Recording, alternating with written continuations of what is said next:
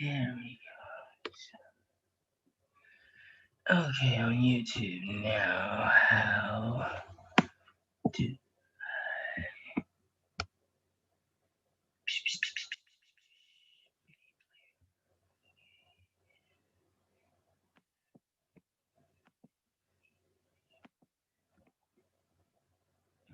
there we go.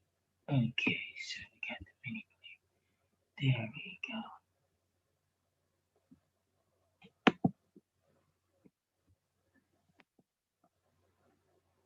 Oh, did it just? Oh, Jesus.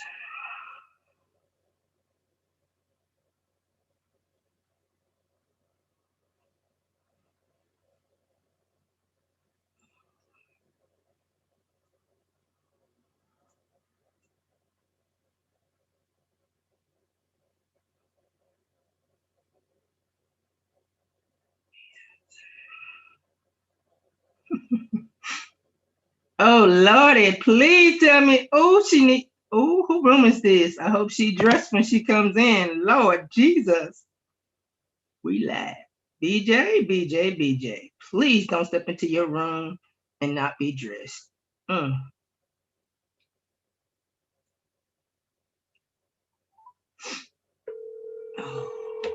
do not want to. We do not want a full disclosure, BJ. Please, BJ.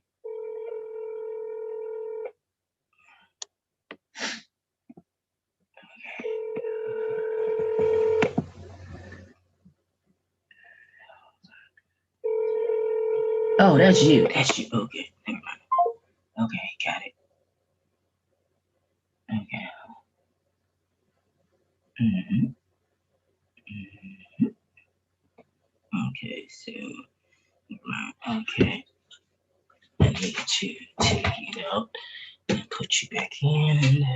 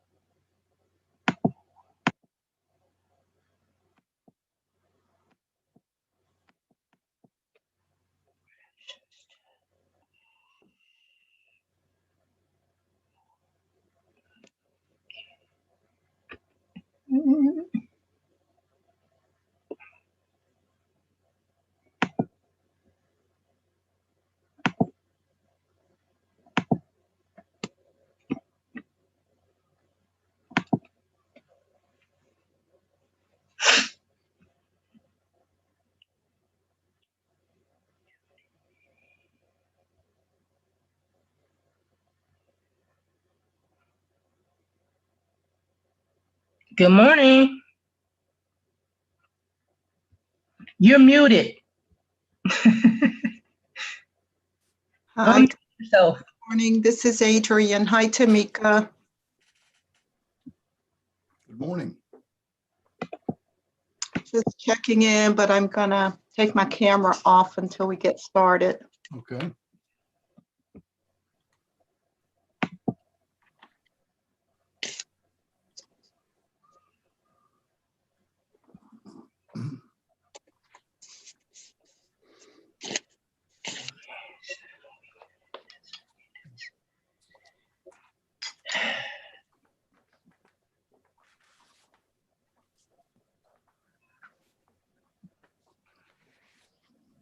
Why is it?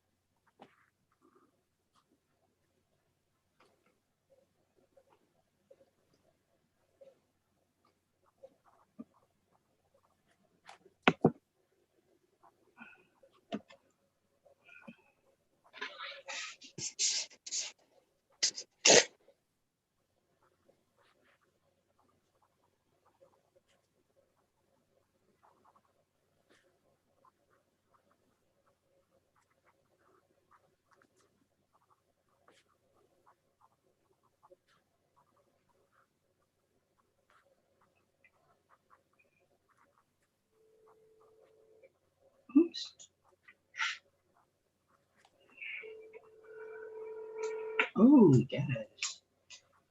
Oh, no. Oh, that's you. That's you. Okay. Okay, got it. Oh, gosh. So you're going to mute me.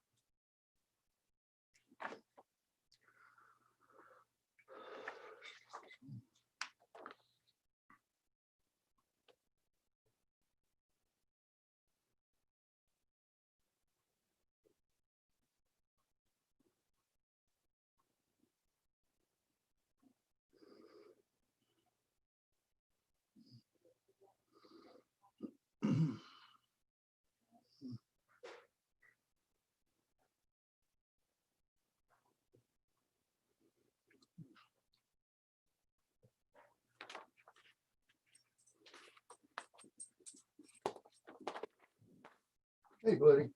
Hey. Hey, buddy. You all right?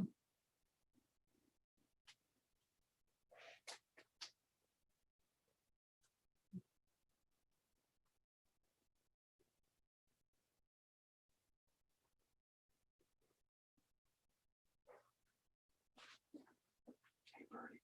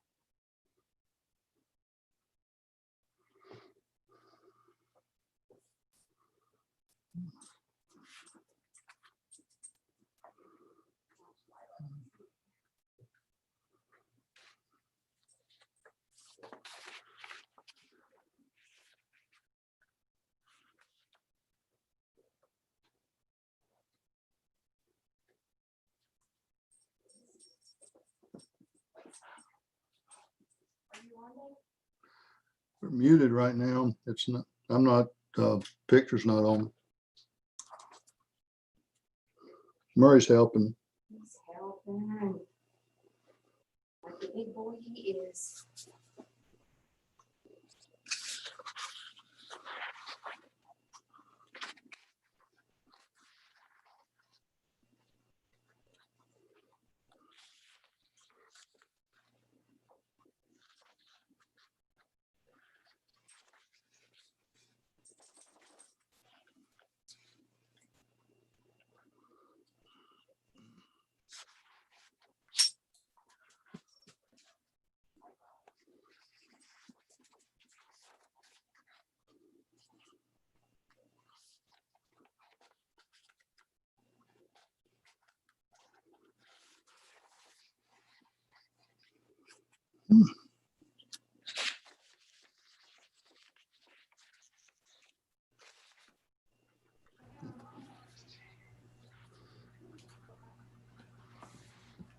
Do you know how to do it?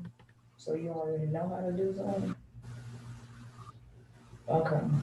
Well, if I find, okay, he gave me on his call now. If I find the link, I'll send it. I'll call you. Okay, bye. Good morning. Good morning. How are you? Good. How are you, sir? I'm doing really, really good. Congratulations. Thank you so much. Thank you. Awesome. Thank you so much. How's things going in your world? Busy, crazy busy, but good. It's the business, right? Business. Yep, exactly. Yeah, at least we have some business. Somebody this morning don't have no business. Right, exactly. Yeah, somebody this morning don't have it. Is that my favorite chaplain there? Yeah, see. I was gonna say, is that Good, Mr. buddy. G? Hey, Hey, how are y'all doing? good. How are you, sir? I'm well, thank you.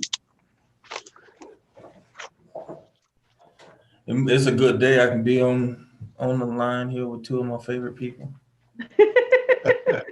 on an early Saturday morning. On an early Saturday morning. That's what I'm talking about. Oh, we started early. My wife and I got up and got our hair cut. Got my beard trimmed. All right. Our good sheriff has allowed us to. We're gonna be able to keep our beard. So. Oh yeah. Yeah. We hey, after COVID things changed too. So yeah. Things have changed a lot, you know. Yes. It's the little. It's the little things, little things make people happy. So That's right. Take the baby steps, take the wins. Yeah, take the wins with it. We can't complain about that. Yeah, for some of the guys, though, it's going to take till after the Cancer Society things actually start growing their beards. Yep, exactly, because they can't grow. Yeah. I've been kind of toying with the just for men. Do I want to stick with the gray or just rock with the gray? Or? You have to pick one or the other because you're gonna have to put the just for men on every day. Oh well, no. Well, then I can tell you, Chief, that I won't be doing that. You see what I do, right? I see you. Yes, sir. Yes, sir. As I say, just wear the gray proudly and say, you know, I didn't get that overnight. It came with a lot of age and experience. That's right. Amen. Amen. You're right about it. So. I tell my kids, all right, every one of these gray hairs, y'all help me earn them. Yeah. Yeah, but I tell you what, Tonja, how you feeling this morning? I'm good. I'm up and at it. Up and I know that's right. I think we all. I'm waiting with this over so I can go watch some football. No, I'm going to get my nails done. I'm overdue. You get them. Are you gonna get them pink? I don't know because I don't really do pink. I'm just doing pink just because it's breast cancer month. You know, I'm a red person, so you know, I'm trying to weigh that thing out right now. It's only a month, and It's only a month. I know, yeah. you know, but hey, my nails stay pretty good for a month, you know, but I don't know if I can do that pink for a whole month. So I'm trying to be nice. I heard that. I'm fighting with my girlfriends right now, so they're picking at me pretty good.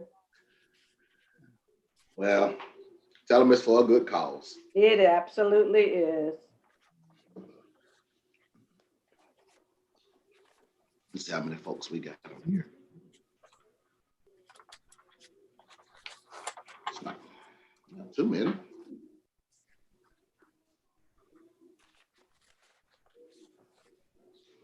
Not too many.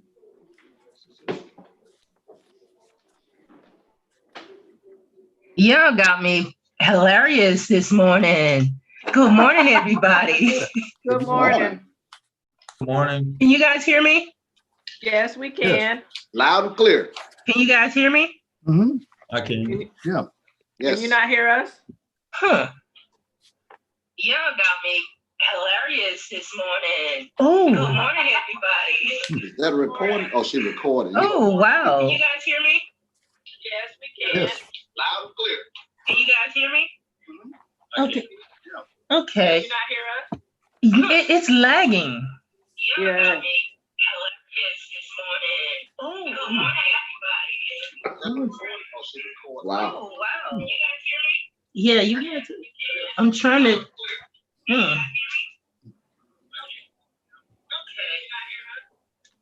It's lagging.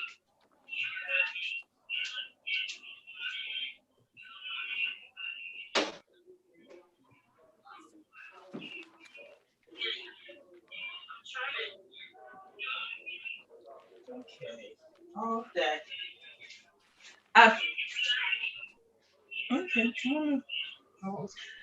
Okay, I just paused my audio for because I was watching it on YouTube.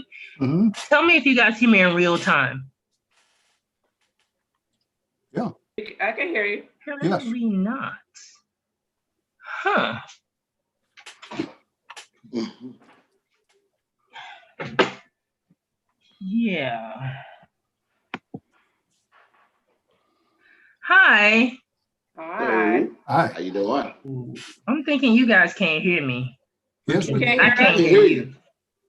We can hear you. What's going on with my mic? Hold on a second. I'm gonna text her. Let her know we hear her.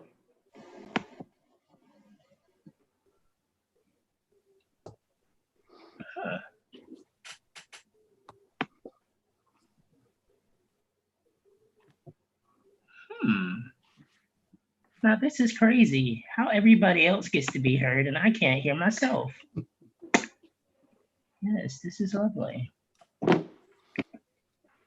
Well, this is why I connected a little bit early. So hopefully I can get this resolved. And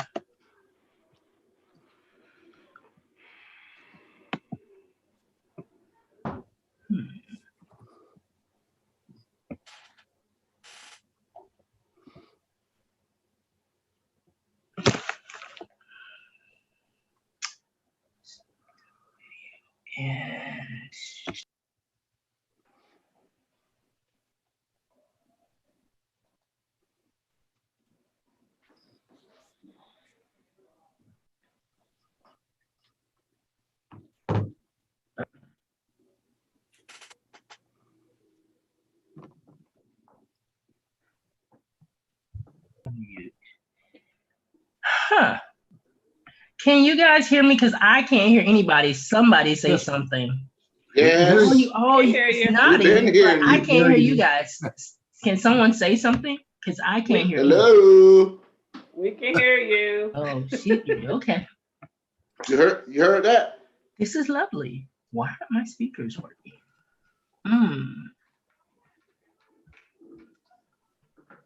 Let me see if I can go back out and come back in. I may have to let you guys all back in once I go, because I think I logged in using the web version, and for whatever reason, it's not connecting with my computer. So just one second.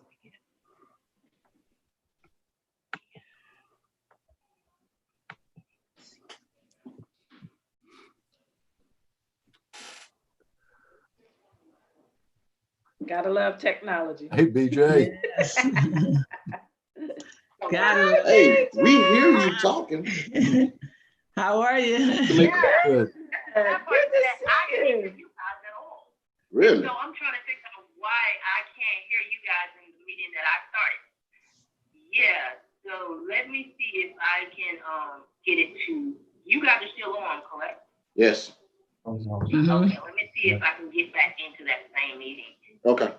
All right. Okay, thank you. You're welcome. It is. Right here. You turn off all of it. The lights will come. Lights will turn off. We blessed to avoid another hurricane, y'all, but poor Louisiana, they getting crushed again. Yes, they are. They can't be living right. All these hurricanes hitting them. There's something going on over there. Well, I don't know, but I tell you what, we have a lot of them this year. And, we definitely been blessed here in this region. There's a pocket there that it just kind of attracts. It's kind of like if you go to Jacksonville, and very few have really hit there, but right where that pocket's at, right there at the top of the state there, it just seems to bypass. So the way the weather currents and everything goes there, it just seems to just push it right past. But when it hits, it does hit hard. Yes, absolutely. We've been blessed. I really feel for those west of us, because even Laura was just through there, 6 weeks ago in the Lake Charles area, and did substantial damage to it. And as my grandmother would say, it's praying time. Yes. Amen. Amen. Yes, ma'am. It's praying time. Yes. Yeah. We had a group of people in Jacksonville that whenever there was a storm predicted, they would gather up, go to the beach, and start praying against it the whole time. And they would go out there and stay. And people thought, well, no, they're nuts. No, they're just going there to intercede, and it works. Yes, intercessory prayer works. Yeah, I'm a living witness to that. Yes. Amen. Good morning, everyone. And I am so glad everyone was able to join us. Trying to figure out Pastor Johnson. He's trying to connect audio. So I don't know if he stepped away for a moment. And Adriene, right? Yes. Hello, Dr. Wright. How are you? Hi, good morning. Good morning. Good morning. Good morning. Thank you guys for all coming to just be a part of this, because literally it was just something that I wanted to join and be a part of. And basically no one was doing it here in Florida. And I was like, wait, that's a shame. No one's doing it in Florida, the whole state. And so something in me said, you do it. And so I decided that, you know what, why don't you just take it up and do it? And I really asked God, what should I do this on? And it was biased. And I was like, oh, okay, because I know that it's a touchy subject for so many people. But it's a reality that if we actually address it and deal with it and understand it thoroughly, we will actually go into situations differently, and we can help others go into situations differently. As leaders, I really think that we set the tone for our communities, whether we are leading in our jobs, whether we're leading in our churches, whether we're just leading by example. I think that we have the power of influence. And basically, I'm just trying to harness that power of influence. If the leaders at the top do what's right, then the people under them will do what's right. And that's basically what you guys represent. You represent leadership in Tallahassee. I thank each of you for participating. I chose you all because all of you represent someone that was already trying to do something good in Tallahassee. It wasn't just, oh, okay, well, will you be on the panel? No, I sought you out because you were already saying, I'm interested in trying to see change happen in my city. And for that, I say thank you. I would like for everyone to take a moment and introduce themselves. Tell us your name and your affiliation, as well as a little brief background.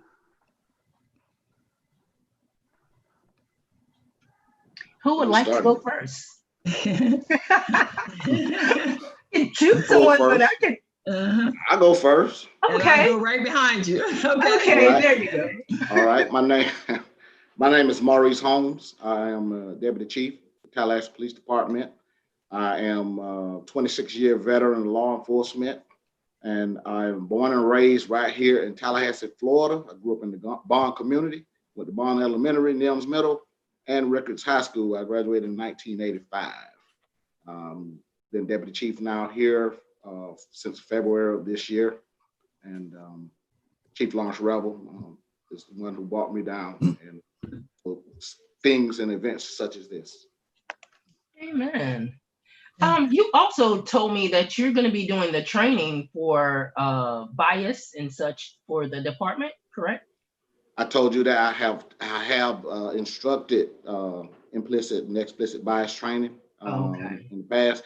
I will be involved as much as I can, as far as, you know, I'm over the Patrol Operations Division, which is the biggest part of the Tallahassee Police Department. And also, those are the boots on ground. Those are the people that you're going to see first. So, you know, my input and leadership trickles down to those individuals, and they're going to be a direct representation of me and the Tallahassee Police Department. Okay, thank you, sir. Good morning, everyone. My name is Brenda Jarmon. I am a retired educator, retired from Florida A&M University. In 2015, I taught 15 years at FAMU and 14 years at FSU. I have a lot of experience dealing with diversity issues. I have done some training for the city. I've authored a book called Letters from the Future, linking students and teaching with the diversity of everyday life, with a colleague from the University of North Carolina at Wilmington. We're getting ready to upgrade this book. It was in 2007. And I'm also working on a training manual. I'm very interested in training because I'm always intrigued as to what folks mean when they say training. If you tell me that you want me to come and do a 2 or 4 hour training, I'm not going to do it. But I can tell you what I can do in the training in 2 or 4 hours. I think training involves a commitment to this issue called diversity. And the training manual is entitled Diversity is More Than Race: Strategies for Enhancing Intergroup Cultural Sensitivity. And I think a lot of this is, whether it's implicit or explicit bias, it's learned behavior. And just like it's been learned, it can be unlearned. And it does require significant training, I believe. So I applaud the Tallahassee Police Department for even, you know, bringing up the issue of training, because I think it does take training, not just in the Tallahassee Police Department, but I think even with our children. And so we're also working on a manual to talk with parents about how to handle this issue with their children coming up, because it's been my experience that kids get along fine in daycare centers. It's when these underlying currents come in from their environment about what prejudice, race, and all those kinds of things, because kids don't come here knowing any of that kind of stuff. I truly believe it's learned behavior. So I've had quite a bit of experience in this. I'm a graduate of the Delaware State University in the state of Delaware. I transported to Tallahassee in 1986 to attend Florida State University and fell in love with Tallahassee, and plan to stay here for a while, good Lord willing. All right. Who wants to volunteer for next? I'll do it. My name is Gene Strickland, and I was born and raised here in Tallahassee. Lived here all my life until I was called to military service. And when I finished my tour of duty more than 40 years ago, Came back to Tallahassee and went to work for the sheriff's office. Ended up spending more than 20 years in different agencies here in Tallahassee, and then got called to ordained ministry. And for the last 20 years, I've been an ordained priest as an Anglican priest. Came back to Tallahassee 2.5 years ago to start a ministry to all of our local first responders and their families. And through that, in connection with Sheriff McNeil, we established a chaplaincy program that's made up of just volunteers who are former law enforcement and are all ordained pastors, so that the members have a place to come and can confidentially receive whatever pastoral care they need for whatever issues they're dealing with without being concerned about it. And 2.5 years, it's flown by, and it has been really the greatest experience of my ministry for me, because I get an opportunity to come back and be for people what wasn't there for me. And when my family was affected greatly by my time in law enforcement. Thank you. I'll go next. Okay. Good morning. I am Morning. Adriene Wright. I am so pleased to be here this morning and be a part of this community forum. And I'm especially delighted to contribute to the discussion on how we can build bridges to more engaged communities. I am the founder, president, and CEO of Abelita Consulting Company. We're based here in Tallahassee, Florida. And we work with government, nonprofit organizations, higher educational institutions, as well as for-profit corporations. And the work that we do is threefold. We start with leaders through our thought leadership services. We engage people in dialogue. And when we look at everything that's happening around us, this year 2020 has brought unprecedented circumstances. People are grappling with the things that we're seeing. People aren't able to always understand and make transitions as we need to work through some of the activism that we're seeing, the effects of the COVID-19 pandemic. We've also had some other disasters this year. And so there are many, many studies that show that the first step is to talk about it, get people to open up and to start talking. And so I heard someone mention earlier, I think it was Tamika, who said she was asking, what can she do? And during the time of quarantine and just watching the news every day, I began to ask that question, what can I do? And so we have established an online dialogue. It's been going on for over 2.5 months now, where people come together. We've had Sheriff McNeil, we've had a number of community leaders, and our reach has broadened to not only here in Tallahassee, but beyond. We have people from the West Coast, the Northeast, and so people want to talk. My consulting company also works with organizations looking at your internal structures, doing assessments, doing training, but training is never the first step. I appreciate my friend BJ so much and her comments about training, because you can't do training until you understand what the organizational needs are, what the needs of the individual people. And so through coaching, we help to build people. It's like the quote that says, we are the change that we ought to be the change that we see and that we want to see. And so it starts with each of us. And so we work with organizations to build the people, to look at internal policies and procedures. And then we work with the communities to help build the communities. And so we are just excited. I'm excited to be here today, and I look forward to our dialogue. Thank you.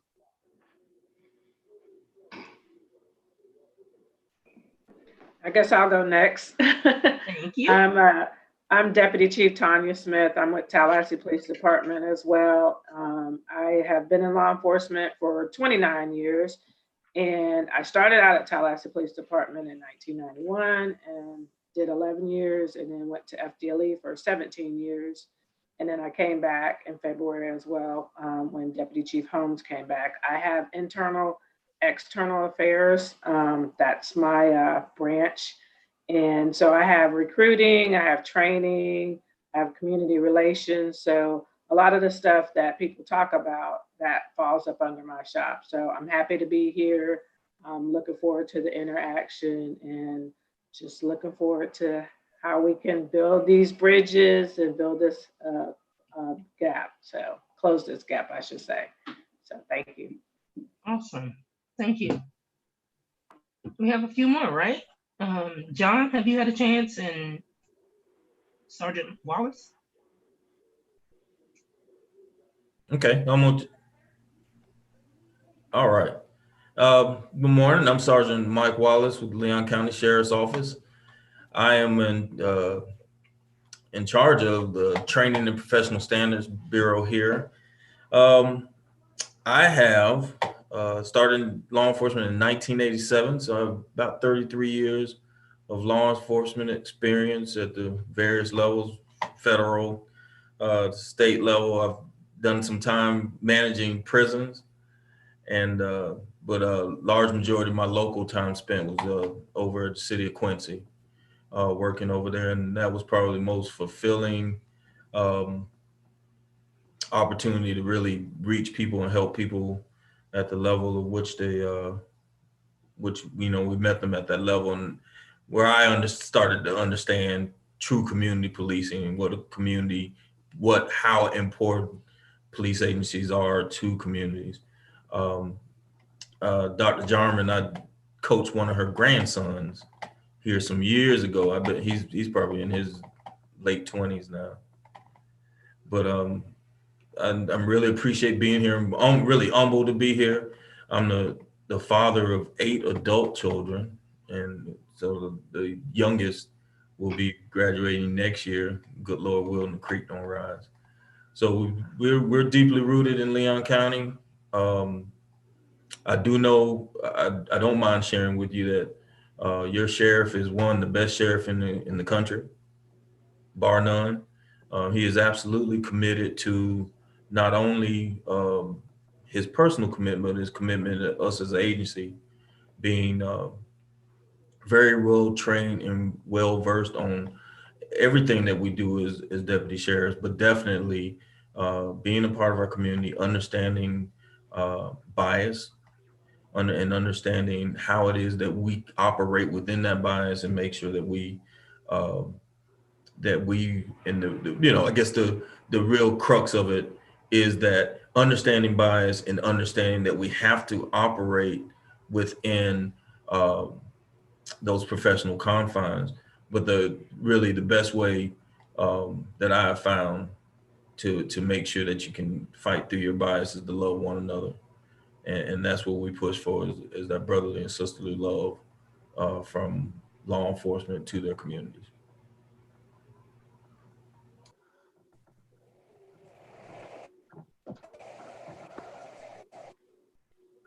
Pastor, do you want to go, or Pastor Johnson? Go ahead, John. Okay. Good morning. Good morning, everyone. Good morning. And, thank you, Tamika, for inviting me to be here. Unlike Officer Wallace said, I'm humbled to be a part of this. Not sure exactly what I have to offer, but the organization I work with is used to be called Campus Crusade for Christ. And our branch is, there's like 70 different branches now of Campus Crusade, and my branch is called Inner City. And so what I get to do is I get to help the inner city churches live out the gospel in their neighborhoods and provide resources and training and volunteers, build relationships with inner city communities, with the suburban and urban communities. Kind of at the heart of what we're doing is helping people see each other as image bearers, that everyone is created in the image of God, and we have unique gifts and talents that are individually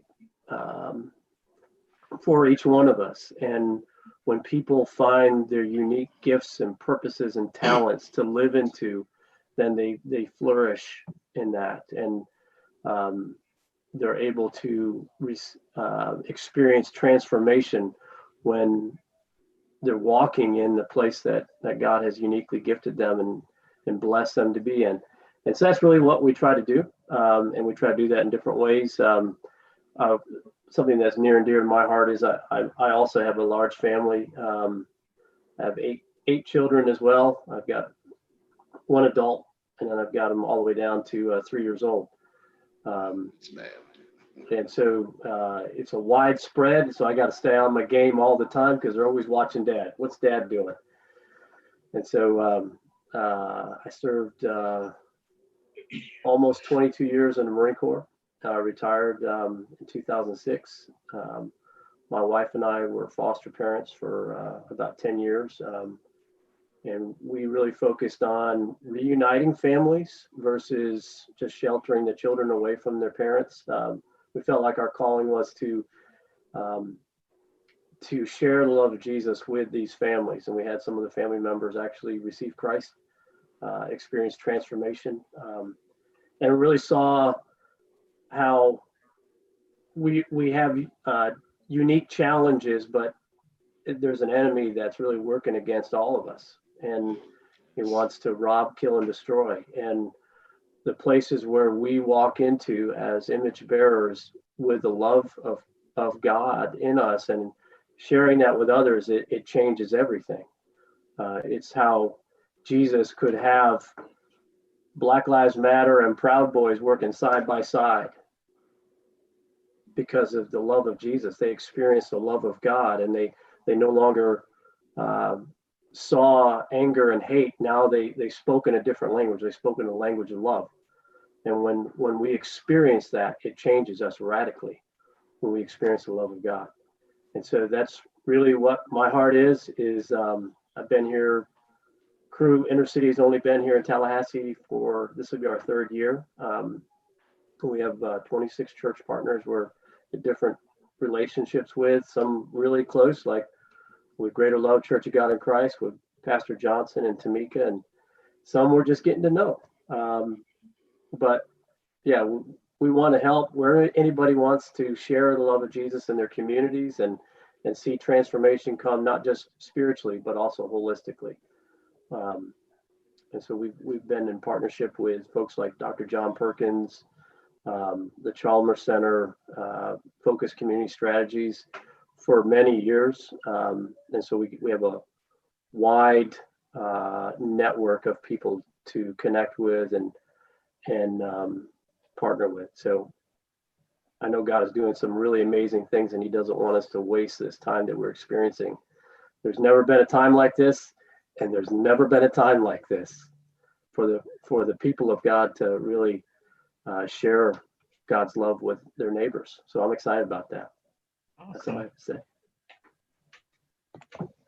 Pastor Johnson. I'm Eric Johnson. I serve as pastor of Greater Love Church of God in Christ, right on Orange Avenue. We've been an advocate for the community for quite some time. Even before I was pastor, we've been an advocate for the community, South City and Greater South Side. Here recently, we have been trying to embrace as part of our call and duty to serve, being a hub of reconciliation and resources for the community. And so we're here to participate and to help move not just the narrative, but to be facilitators and boots on the ground if as necessary to move things forward as it relates to our community. Awesome. I just have a few little housekeeping things. If you're not speaking, if you could try and mute your mic just in case, like if you're end up, moving around a little bit or get distracted, it just keeps down the disturbance from other people being able to hear. Also, we ask that every panelist just, respect each other, respect different opinions, respect just each other. We also ask that if you could keep your comments to 2 to 3 minutes, just because we want to give everyone an opportunity to share. And since there are 8 of you, I really want to make sure that I hear from everyone as much as possible on every issue, just because the variety here is just amazing, and just the backgrounds that each of you each have something unique to offer to the discussion. Please remember, this is live stream. It is being shared on YouTube, Facebook, and wherever else anybody else wanted to share it. So just be mindful. That'll be it. Okay, we're going to jump right on into questions. One of the first questions, I know it seems obvious, but we need to ask this. What does bias mean to you? So I want each of you, if you could just give me a minute or two to just share about what does bias mean to you, because I can think one thing when I think about bias, and then BJ or Sergeant Wallace could think a whole different other thing. And then the dictionary says something completely different. I just want to see how close or how far off or what aspects of it that we did not consider. Just because when we're talking to people, people don't often know what bias really means. Let me start with Chaplain Jean. Yes. When I think of bias, I think preference. This is my preference. There could be many other things, all equally as good, but this is what I prefer. I have a bias towards meat. Vegetables are great, but I have a bias towards meat. If I go somewhere, I want some meat to eat. But it's that thing, it's a personal preference built on what do I want, not what does everybody else want. Okay. So you're saying it's self-centered, basically. Yeah, that's it. That's exactly it. Okay. All right, BJ, give us a quick answer here. Tell us what you think bias means to you. Had to unmute myself real quick. Okay. I think bias is having you could have a prejudice or a stereotype, if you will, against an individual, against a group, against a community, or against, I agree with Pastor Strickland that it could be as simple as a bias against somebody's skin color. Well, he chose the word meat, but or you could not like vegetables or anything like that, or anything that you have either a learned or implicit attitude toward something that's different than you. Okay. And believing that your way is the only way to do things, or my I'll use the word race. My race is the only race that counts, if you will, or something like that. Okay. I'm going to go with Miss Tonja Smith. Go ahead and feed into what she just said, because there's so much in that, and I was like, no, Tamika, you will go. No, go to the next I was going to say the same thing, because I was going to say your feelings, your way of thinking is like people say, my way or the highway. It's kind of the way that you feel is like I'm gonna go with the meat thing, but yeah, it's like your view is your view, and you feel that strongly about it. But again, it could be learned, it could be whatever, but you feel that passionate about your views, and we have to work on those sometimes. But yeah, it's absolutely absolutely, and that when you get those views sometimes, and you can go to bat, and it's hard, but yeah, and people are very passionate about how they feel about their biases. So okay, I agree with Dr. Jarmon. Okay, Adriene, you chime on in. Okay, I also agree with what everyone else has already said. And I will add that bias is our predispositions. They are things that are embedded in our subconscious mind that becomes our way of life without us thinking about it. They are things that we have learned from watching others, or things that we have learned by listening to people. And we hold those things because somehow they agree with something that is already embedded in our subconscious being and way of life. And so to kind of sum it up, bias is those things that we have a predisposition towards that are embedded in our subconscious being. Okay. What about, let's go with John. So, I would also agree with everything everybody said. I would add a couple of things. One, it is a man-made thing. It's not something that was made in our DNA. When we were created, there's this reality also that because of brokenness, because of who we are, because we're sons and daughters of Adam, there's this thing that we also have. It's called creaturism, and basically everything, racism, sexism, all comes out of this place of creaturism, trying to take everything that's in the world and reflecting it through my own image. Mm.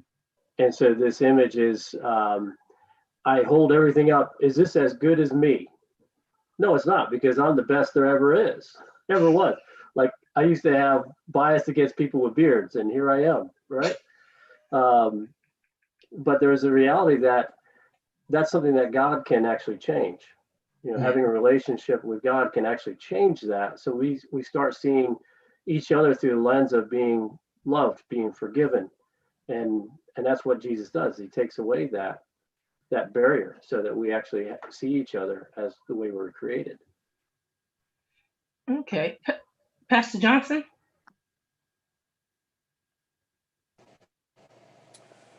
Bias, from my perspective, I would, there are bits and pieces that I think all of you have hit on. I kind of see it somewhat as a spectrum, in the sense that it's rooted in preference, and it's based on the body of experience and knowledge that people have. That, in my opinion, it becomes bias when it's unwilling to be challenged by truth.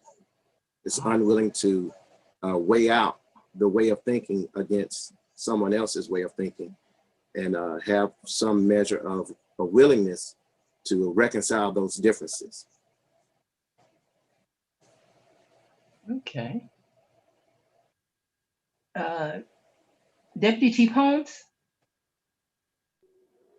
Yes, I agree with everyone. Bias is something that, first of all, we must realize we all have. We all have our own biases, and they're unconscious. We don't even know they're there for the most part, but it's instilled based on how you raise, what culture, what environment, all those things shape these biases. So when something is different from your way of thinking, your culture, your environment, it's something that then arises. And if you're not in touch with that bias, that's when it becomes explicit. And I don't want to get ahead of us, but it's important for everyone to realize that we all have those biases. Everything that everyone has already talked about, they're unconscious, and their attitudes and stereotypes that affect our understanding of what we perceive, or what is going on before us, especially if it's something different from what we're used to. Sergeant Wallace? Wow, I agree with everything everyone has said. I guess listening to everyone, to sum it up, is it's an ignorant and spiritually negative safe space. That's deep, sir. Please define ignorance, just because some people think ignorance is an insult, when ignorance literally means, I'll let you define it. No, I don't mean it as an insult, because I'm a law enforcement professional. I'm not a rocket scientist. I am totally ignorant on rocket scientists. Exactly. And the reason I called that out, because not everyone, before I understood ignorance, and so many people use it as an insult. Oh, you ignorant, da da da da. Right. And just to let people know, ignorance there's nothing wrong with ignorance. Ignorance means a lack of knowledge. Right. And once you learn something, you become knowledgeable, and you no longer are ignorant. Right. And it's okay to acknowledge that, look, I'm ignorant to the facts of this particular topic. Right. And so I like that. Can you please continue? Yeah, and so I think really and truly the things that we don't understand, it's easy to lean onto your own understanding, which many times you're dead wrong. And again, it's you have to say to yourself, man, I was sure wrong about that. I'm learning that more and more every day as God lets me continue to live. I'm learning more and more just how wrong I am. I'm wrong a lot. I'm wrong a lot, but and I think when as individuals, when we get to that point where we're willing to say I'm wrong a lot, then you're able to take that ego down, bring that ego down a notch, and see just how wrong you are about people, places, things, organizations, and each other. So that's kind of, I wanted to give a short answer, but that's kind of the short answer of my thought process. Yeah. Tamika, may I add something there, please? Yes. This is something that you and I talked about the other day. Was in a conversation, it's really about, we have to define the words. What do they mean to each of us? Mm-hmm. It's not that each one of us is wrong. We're different, but we've got to be able to hear what the other is saying. And sometimes you just have to throw something out to get a conversation started, because everything that everyone said is correct. Mm-hmm. It's right. Mm-hmm. There's a root in these, as BJ brought out, in understanding where did our biases come from? And then mm-hmm. what Adriene brought in about the inherited, the passed down, that people do what people see. And Maurice said that same thing about how we were raised, our culture, our environment. And, mm-hmm. and as Mike brought in, that really it's simply, when you know better, you can do better. Mm-hmm. But until we have the conversation and understand and get to a common definition that we'll use in it, we're having two different conversations and people won't hear each other. Mm-hmm. And it's how do we get to the place that the relationship we're trying to have here is the most important thing. So I am willing to listen to you and try to see things from your perspective. Mm-hmm. Tamika, can I chime in on that for a minute? Okay. I remember some few years ago, and I'm sure some of you will remember, when John Marks was mayor, and I think Andrew Gillum may have continued it a little bit. There were conversations such as this, where people would go into each other's homes to try to learn what Pastor Strickland was just saying, to learn about each other's biases, to learn about each other's culture and those kinds of things. And I'm not sure they're doing that as much as they used to do it. They've gone, I think the city has gone to a day of dialogue kind of thing. But I think those things were very, very fruitful. And I think it does require conversation, because a lot of these biases come in due to lack of communication too. And I think we do have to start with where we stand. And Gerald Levert used to have a song out years ago called "It'll Be Written All Over Your Face," because people will pick up your biases or your prejudices. And our kids are good at doing that. They'll come home from school and say, so-and-so teacher doesn't like me. They aren't able to, they say I have to raise my hand all the time or something like that, and they won't call on me. And they have an inner feeling that something is wrong, but they may not be able to categorize what that feeling is.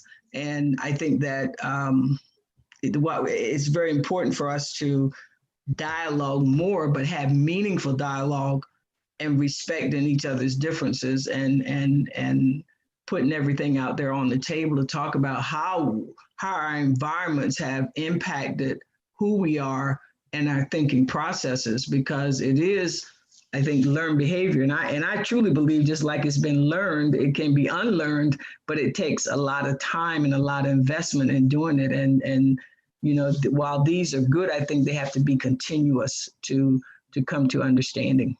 Okay. I definitely do plan to just continue a dialogue beyond this. Yes, good. But one of the key things that I really want to ask, and it kind of leads into the next question, is exposure. One of the things that I myself had to learn is that you tend to be biased toward the things that you're comfortable with, the things that you know, the things that you're familiar with. How much do you think exposure plays a role in the biases that are strongly held within our communities. I'm going to start with Sergeant Wallace. Okay. You know, when I think about exposure, I think about myself and my military service. And I don't know if any of the other panelists agree with this, but I can almost always tell our men and women that we hire here at the sheriff's office, if they served in the military. And I think the one thing the military does is it tears everybody down to the common denominator. You know, we cut all your hair off, we dress you in the same thing. Nobody has any better boots than the next.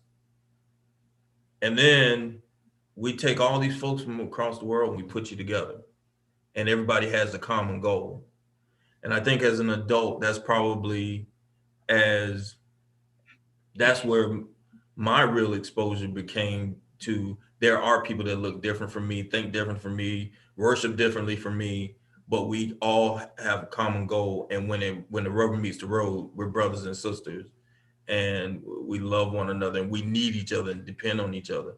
And so that's, for me, that's the best example. And because when you go to boot camp, there's nothing else but that. That's all you have. And so that's kind of the thing that I first think of. Okay. Deputy Chief Mark. Which one? I'm sorry. I'm looking at the camera as if he can see me. I'm pointing to you, sir. I'm so sorry, Tonja Smith. You want it? Okay. Yes. You want me or and I was him first, and then you can go next. Okay. So I was going to say the same thing too, because I'm a military brat. My dad did 30 years in the Army, and I can tell you, growing up and changing schools, I graduated high school from Turkey, and I will tell you that the culture there and the environment, when you go from seeing people whose hands were cut off because they got caught stealing, and then the culture shock of coming back to the United States after high school, I could tell you, for me, that was just, it was different, and just that whole different exposure. And I'm like Sergeant Wallace is, you putting people in different environments and moving them around. And I have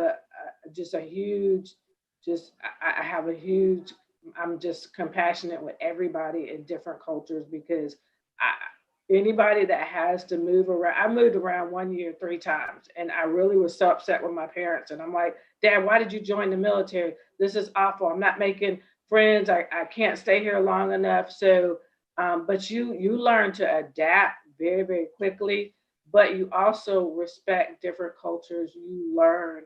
You have to learn so much being in that environment. So I've learned so much. And I picked up a lot of different things that I don't think I ever would have picked up either. So, and I learned a lot about myself too as well. So go ahead, Deputy Chief Holmes. Can I just interrupt just briefly? I just want to tag in on what she just said about bias, because I was asking about exposure. I want us to understand, and I want the audience that is watching to just really pick up on the fact that she said 2 very important things. She said that she learned to respect what other people had differences, and she learned some things that she would have never been able to learn had she not had that exposure. And some of the reason I believe that we are so stuck in our ways is lack of exposure. Go ahead. Exactly. I was turning it over to Deputy Chief Holmes. Well, I'm just going to keep the military train going, because I too, I was in the military. I joined the Army, and I tell people all the time when I share my story, the Army saved my life. I grew up in the Bond community, and I was definitely heading down the wrong direction, but I joined the military. And one thing the military did was, just like Sergeant Wallace said, it exposed you to so many different people, which also exposed you to so many different cultures right out the gate. And then when you go further to your duty station, I went to California. I was fortunate to go to California. Now you want to talk about a multicultural state, and that is a multicultural state. So what I learned is I became sensitive to those different traits of those different cultures, and I embraced them because I saw them all as people. And I think the basic training I went through probably opened me up to that.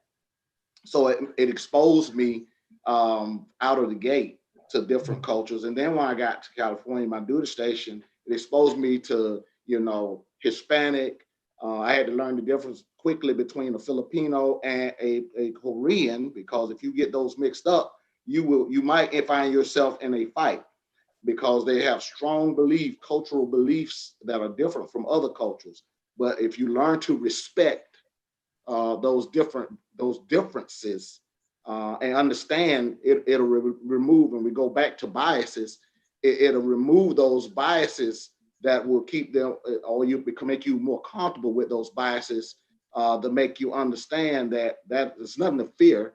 It's just a different way that the culture does things. So when you get exposed to other cultures, you get exposed to other lifestyles, you get exposed to other races and nationalities, it just opens you up. And the one common denominator is we're all people. Exactly. So those are the things you have to understand when you get what exposure will do. Exposure will make you understand differences. It'll make you embrace those differences because you understand them, and you can get along with anyone. Mm-hmm. John, you're a military brat, we know.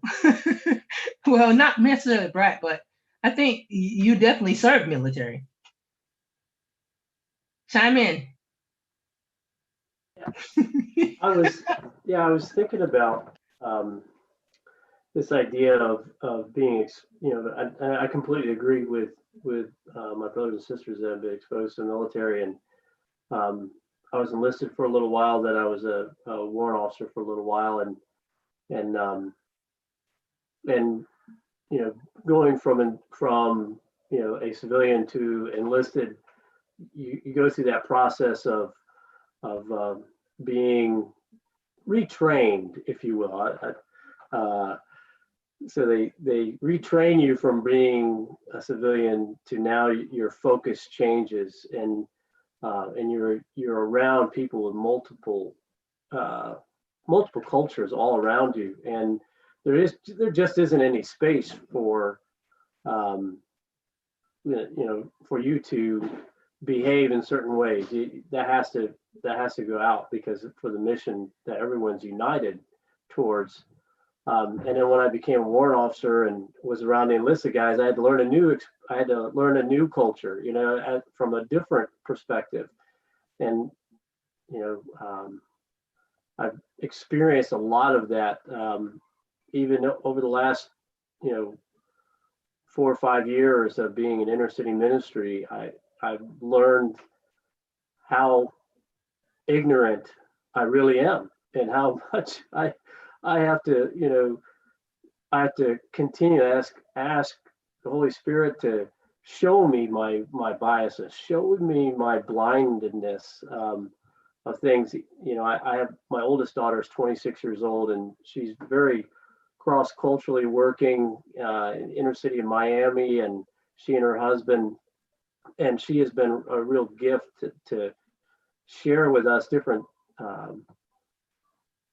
different things that we're just not aware of, and how our majority culture mindset affects us, especially people of my skin tone. Majority culture folks we just really not aware of. You can speak speak freely. Yeah, I get it. People from my white culture, middle class, we just don't have any concept of how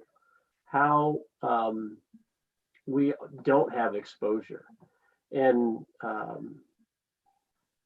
so this idea of being retrained, when I was thinking about it, it reminded me of Philippians 2, which we hear that Jesus left he was God of heaven and earth, and he leaves his his privilege. He leaves this place of power, and he pours that all out and comes to win the world back to himself.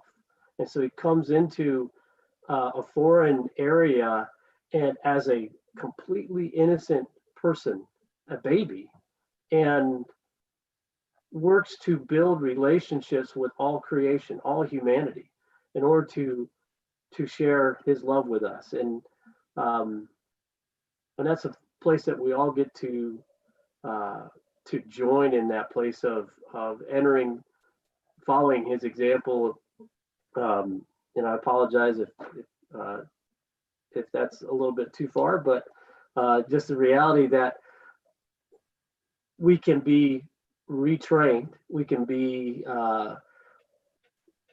have the ability to move into spaces and places if we're coming in with an idea of saying, I want to learn.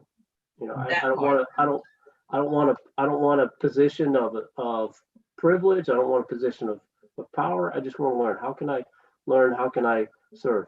And so that changes our posture. Yes. When we walk into those places. Yes.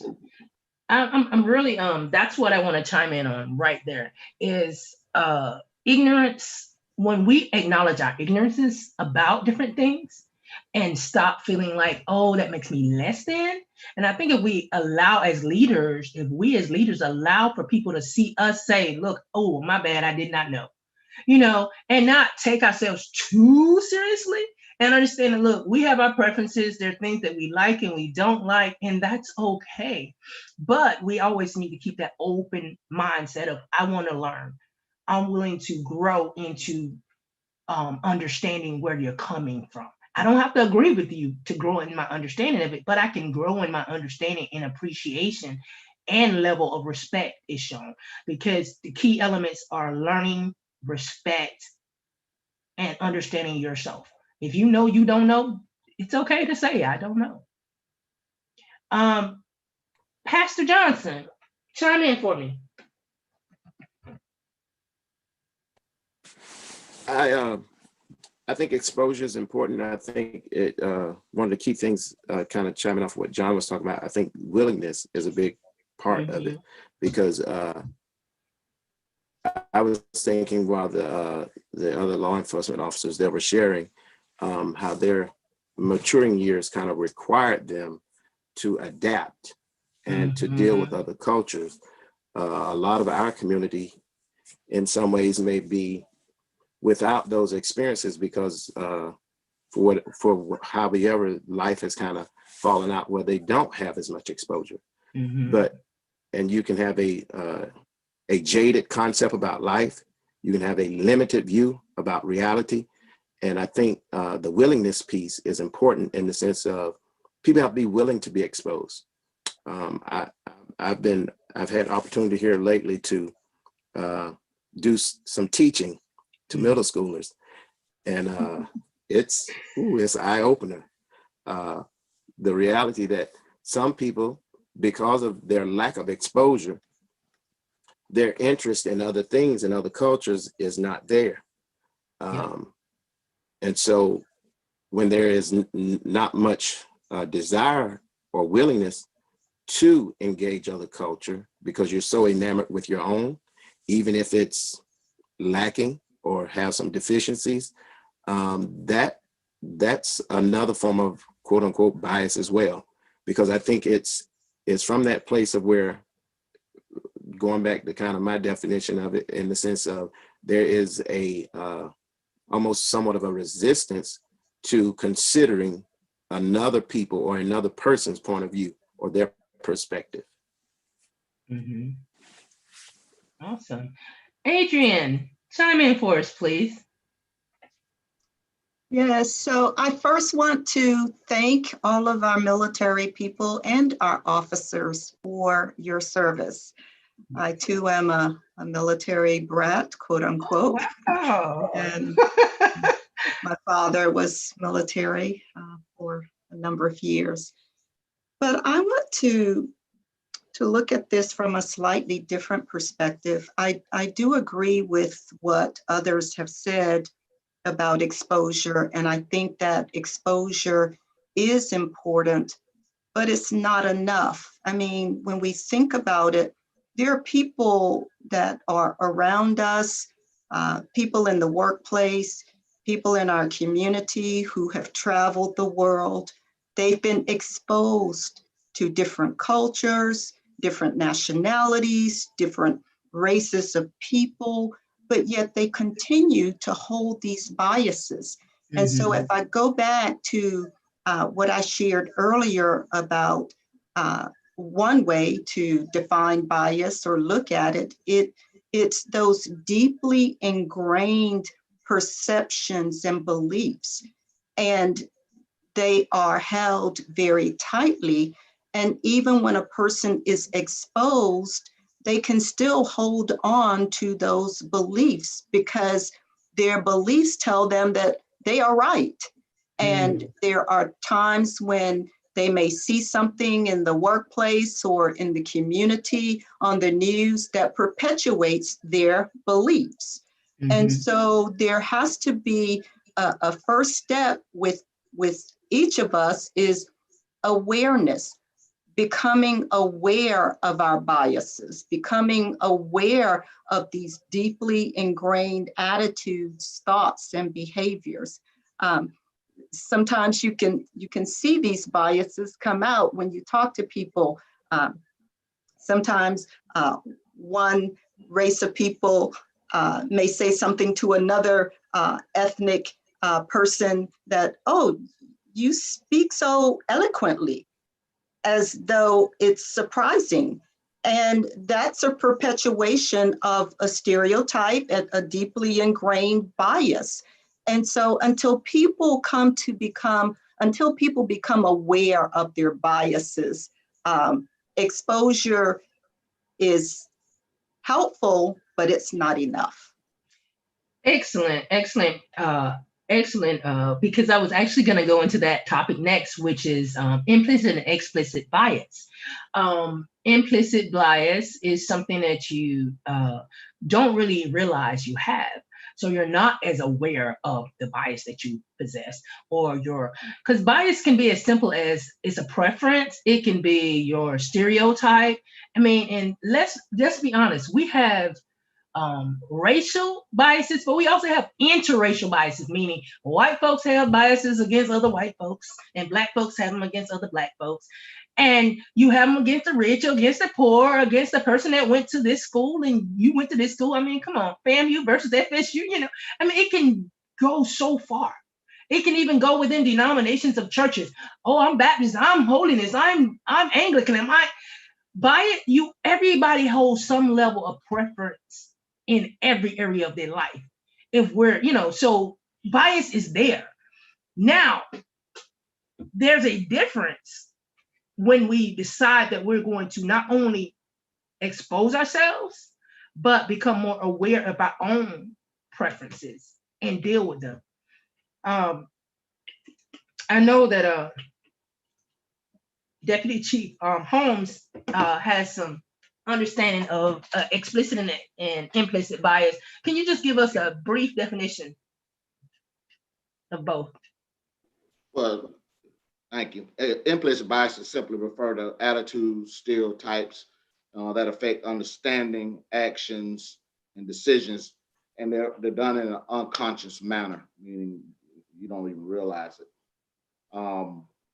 When it becomes explicit, that's when the attitude or the belief you have about, say, a person or a group or anything becomes on a conscious level. You know it's there, and you realize it, and you embrace that bias. And much of the times, those biases manifest themselves because of a perceived, and perceived is a very important word because perception is reality in your mind.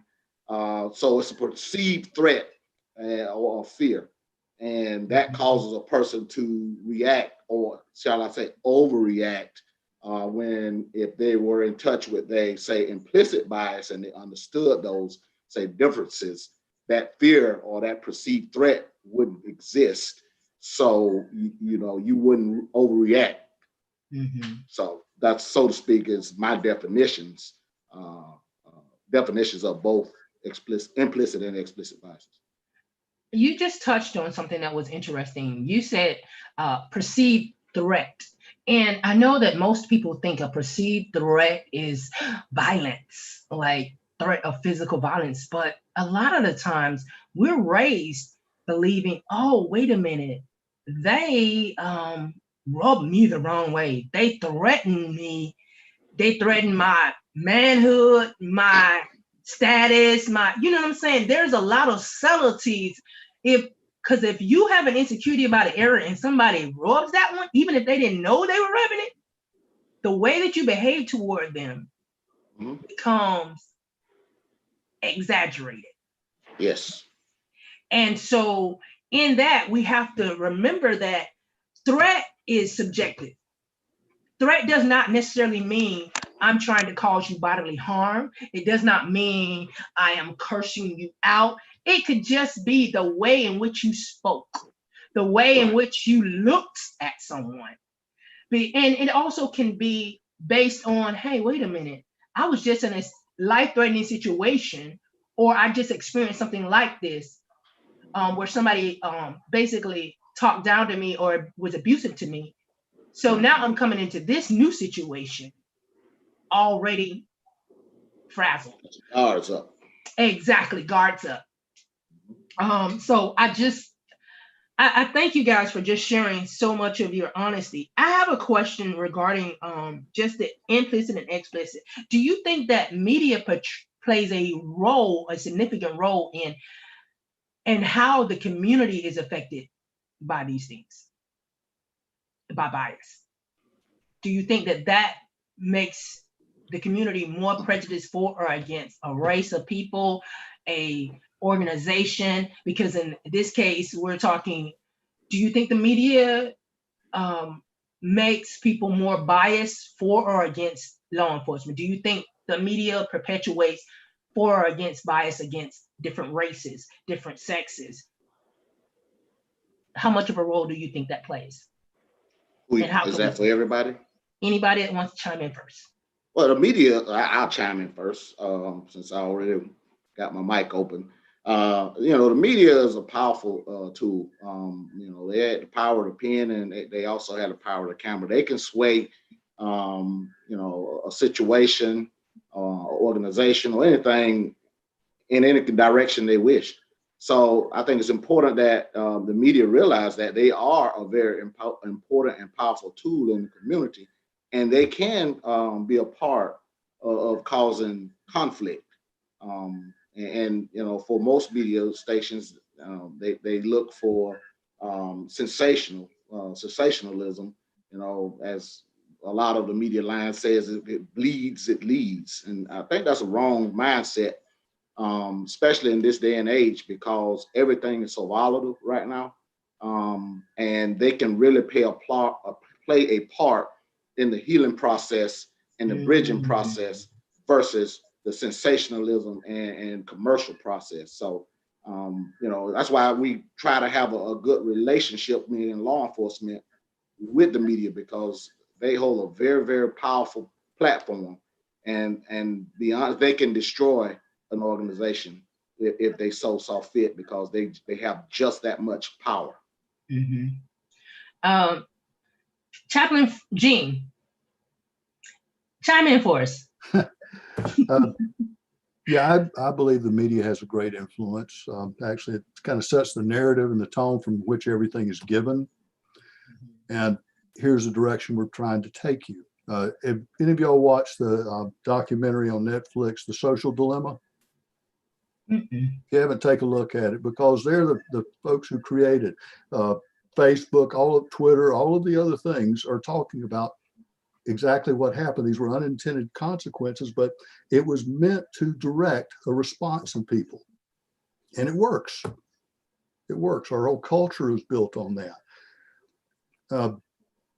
Maurice, what you said about trying to keep a good relationship with the media, that's important. It's something I learned a long time ago, is you never get in a battle with words with somebody who buys their ink by the barrel, because they can wear you down. But the media does set the tone, and often what we get is a partial truth. We get an incomplete truth.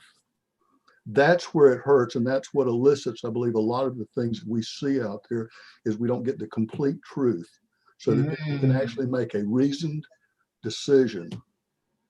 And that's it's not fair to people to give them just a piece of a story and incite them to something that creates gets more advertisers and creates more stories, instead of thinking about that person who's looking at this. What is the best information I can give them? What is the honest truth, even when it's not pretty? How can we, as a community of leaders, curb this? How can we help our community handle and process information that they receive if they're receiving bits and pieces? I'm gonna go with BJ. Can you give us a thought? Well, I think it depends on which media you're listening to too. People tune into different media types that that either influence their thinking or think like they think. You know, so there are various mediums out here that they know how to play to a very specific audience. And if one is seeking the truth, I think you have to seek the truth through the Gospels. You know, I just believe that God has a important part to play in all of this. This is, in my opinion, there's nothing new under the sun. I mean, even during Jesus's time, there were these biases, and these were, you know, there were the arguments between the Sadducees and the Pharisees, and, you know, but Jesus didn't mind any of that. And I think we as leaders have to promote the truth, and we have to call out biases, prejudices, and whatever when we see it, whether it's through the media or through our community organizations or the fraternities, sororities, or whatever we happen to belong to. But yes, I think media does influence, but I think people will tune into the media that supports whatever their beliefs are or their biases are at the given time. And sometimes people don't want to seek out the truth. Tamika, can I go back to something real quick, because I didn't get the opportunity to speak on the exposure piece. Can you do it briefly? Yes. Yeah, I mean, I'll wait until the end because I think it's so very important. But I can wait until you finish this discussion. Okay. Tonja Smith, can you please, Deputy Chief, can you please chime in? Yeah, and I'm kind of like with dealing, especially with when we work a lot too with the media, and I think people just have to realize that they're only going to give you so much, and you have to understand, just like everybody says, there's always 3 sides to every story. You got to wait sometimes till everything comes out. Because even when everything comes out, everybody's still not going to be happy.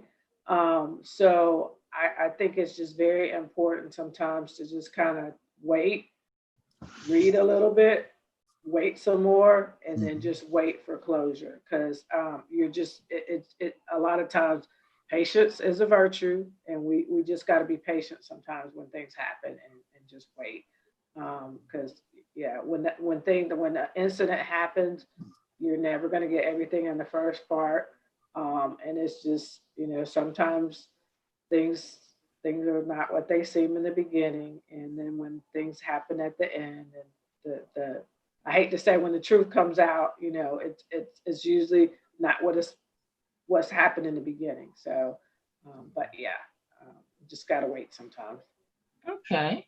Well, I appreciate that, because I think that is a vital part of it, is not jumping to the first thing. It's like when people tell you, you got to hear both sides of the story. When we were kids, if someone brought a story to you, you learned, if you were wise, wait a minute, if they're telling me about their part, that's how they feel. That's their perspective. We got to wait till the other person comes. And then if you want to really get them good, make them talk to you while the other person is standing there. Because you often get a whole different scenario when you get all the parties together. Pastor Johnson, chime in for me.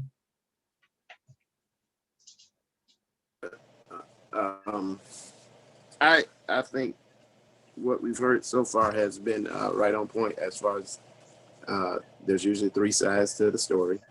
And the media, at least from my perspective, whatever your political persuasion is, both sides are basically only telling their side. And anybody who's only telling their side, you should, I think we have to help people be more critical listeners than anything, because there is a tendency to hear what you want to hear. Even the scripture talks about itching ears and people being prone or open to only listening to what agrees with them. But wisdom ought to tell us at some point that a thought or idea that's challenged can only be made stronger if it's really right, if it's really true. And so when there is not many that are really anxious or really love the truth, because the truth is a person named Jesus Christ, then there may not be this idea of a willingness for what I think to be exposed as not true. I want to hold on to that. I want to hold on because that's what I believe. That's my experience. That's my truth, is some of the language we hear today. And but there is the truth, and it will challenge us. It will provoke us to look at life situations, even encounters with law enforcement, a little bit differently once we have truth and facts that are really rooted in truth. Okay, I want to switch it up just a bit here, and I want to ask just a raise of hands, just because we don't want to go into too much detail, but how many of you have had exposure or experience with law enforcement outside of your jobs, for those that are law enforcement officers, just with other law enforcement officers when you're plain clothes, like okay, so that's everybody pretty much. Okay, and how many of them have been positive? How many of them have had a majority of them positive? How many have had one really bad experience that maybe tainted those positive experiences? You see, you saw what happened, right? I've had several positive experiences with law enforcement, but my one bad one tends to want to override or overshadow the good. That doesn't just happen in law enforcement. That happens within our community. It happens on both sides of the coin, whether it's the law enforcement dealing with the community or the community dealing with the law enforcement. If either party has had one major negative incident, it can threaten to topple all the positive experience. What do you think we can do to stop that erosion process or to undermine it? I'm gonna go with Adriene. Go ahead and start us out, if you don't mind. Yes.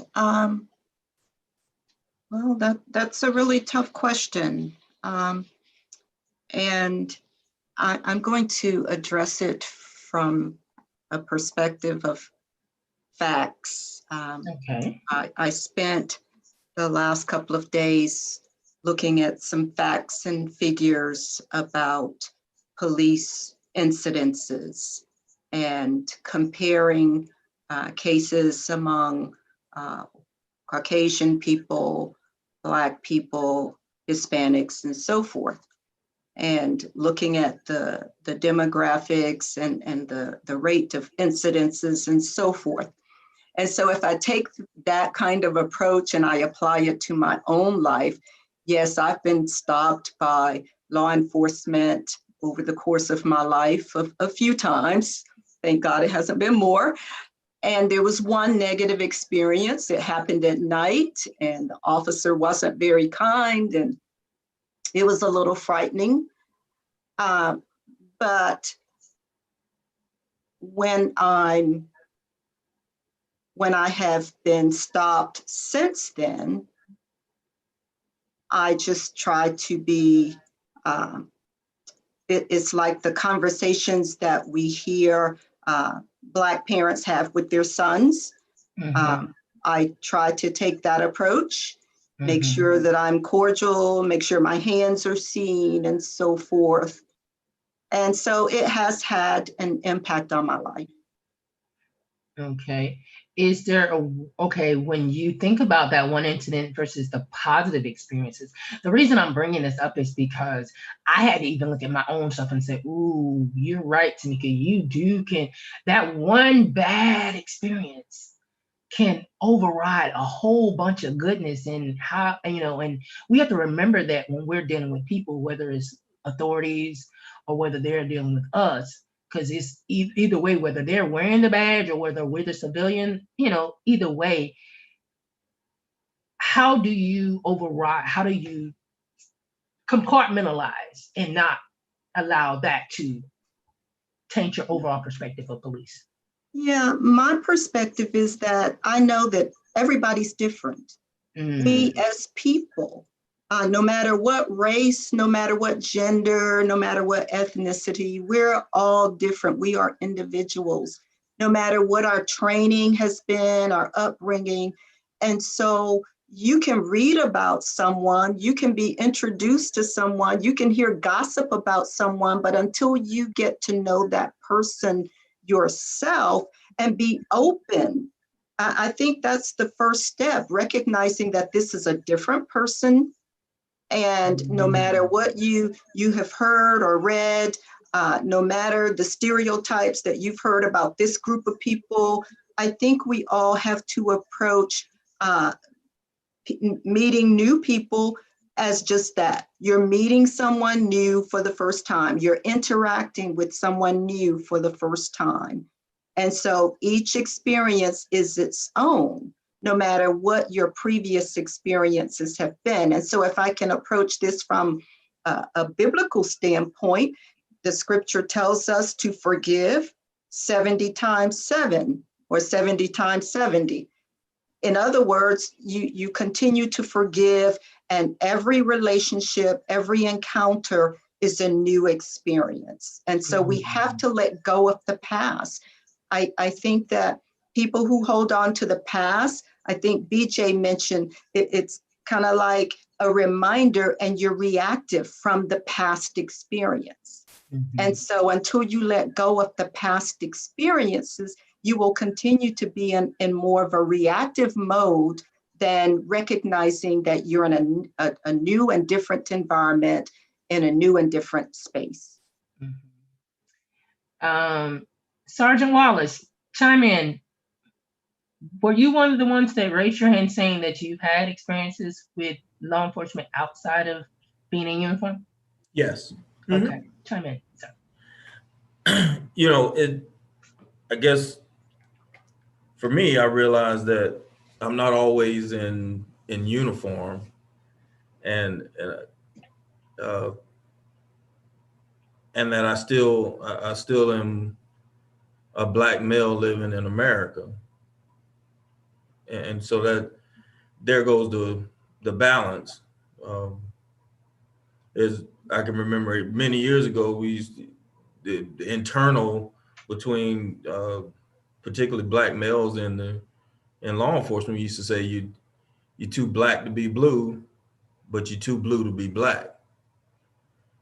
And so you can find yourself as a Black male in America, particularly right about now, being in that difficult place to where you're in between. And I'll tell you what, my sons, I do have to have those conversations with them that, okay, you have to be above reproach, and it's still not enough. But what does it, but what does it mean? Where as a law enforcement manager, I realized that these attitudes, these negative attitudes are not just germane to law enforcement. However, our interactions arguably are maybe a little more life-changing than, you know, than the guy that runs the gas station. Mm-hmm. And so we have to realize that there's an awesome responsibility to limit those negative impacts that we do have on people's lives based on, you know, our biases or some of the other negativities. But to kind of, that was just kind of a long way to answer that, you know, there's two ways that this thing can be approached, and there's two sides, and those two sides can be approached from both ways. My dad, coming up with my dad would tell you can't stop a lie from being a lie, but you can stop the lie from being the truth. Mm. And I tell my sons, if you and the baby boy, he's gonna fit that mold. He's got dreads, he's driving a Charger and is souped up, and it looks like a car that we may stop if we see it coming out of the wrong place. And we tell him on a daily basis, if you end up being stopped by police, you better make sure that you are above reproach, that you are able to communicate effectively. And so that's kind of where we are. The onus is on everybody in that equation. I like that a lot. And that's good stuff. Everybody in the equation, nothing falls completely off the rails in an encounter. And it just doesn't have to be police citizen encounter. Any encounter, no encounter just falls completely off the rail without each one of us having some responsibility in it. And so I think you and I talked earlier about what is our narrative here in Leon County? Because if we get caught up in this huge national narrative, if I get caught up in my bad encounter that happened to me in Dothan, Alabama, I've never had an encounter like that anywhere else but there.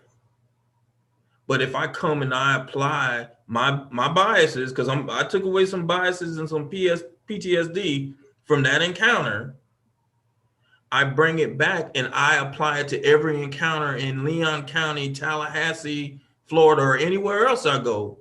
The danger is that I won't see the forest for the trees. Mm. And so that's why, so I have to tell my adult children, be careful of the national narrative that's out there.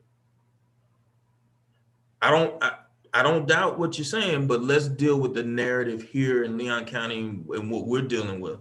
And so that's kind of my long way of, getting it in, that even though I've had a very negative experience, I have to encourage myself to be wise, keep my eyes open, but that's not every single time, and that's not everywhere.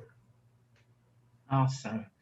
BJ, I'm going to give you a brief moment to go back to the question that you wanted to answer, and then I'm going to begin the closeout process, because I want to give everyone an opportunity to express something that they can do, intangibles, personally, or they can suggest to the community, something that they're already doing that could help stem the tide of bias within themselves and or the community.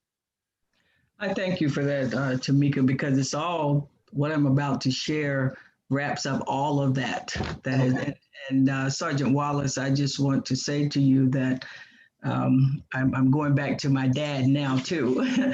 And to all of you who have had the military service, I can appreciate that and thank you for your service. My daughter is a retired Army First Sergeant, and my niece is a retired Army First Sergeant. So I have a long military history and have deep appreciation for the service, and thank you for the service that you have given.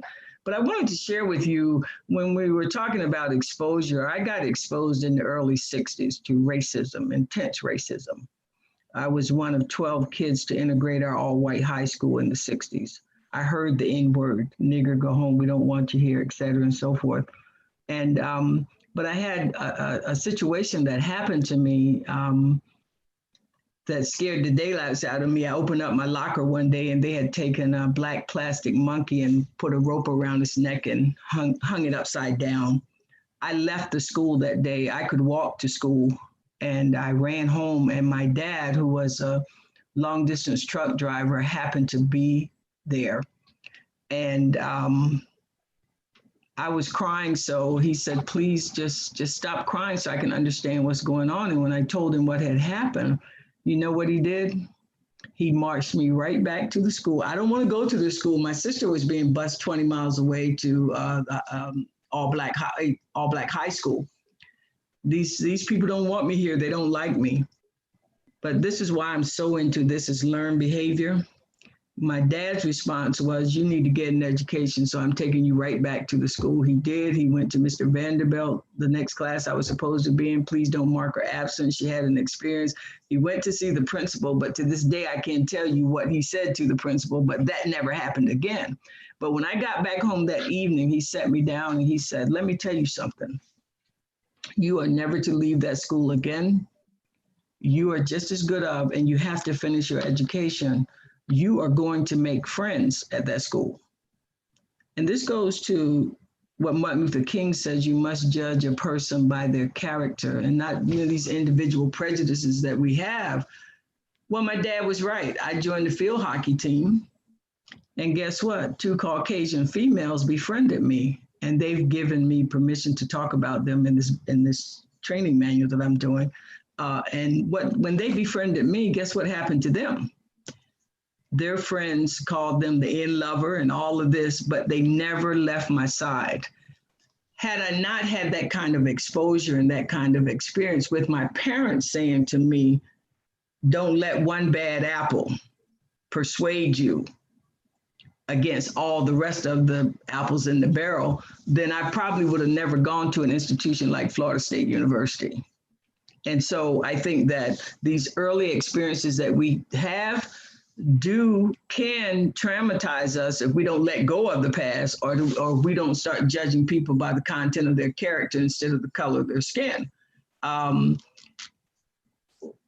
thought my dad was crazy, but once he sat down and explained to me that there were good whites who helped him get where he is, rather than, and he had some traumatic experiences in his lifetime. I didn't understand it all back then, but I think it does start in the home. And I think the way that we can turn this tide is for people to have real conversations like you're doing, and I'm sure some of you have had with your sons and daughters about all of this, and be real with people, not in a sense that you want to be against anybody.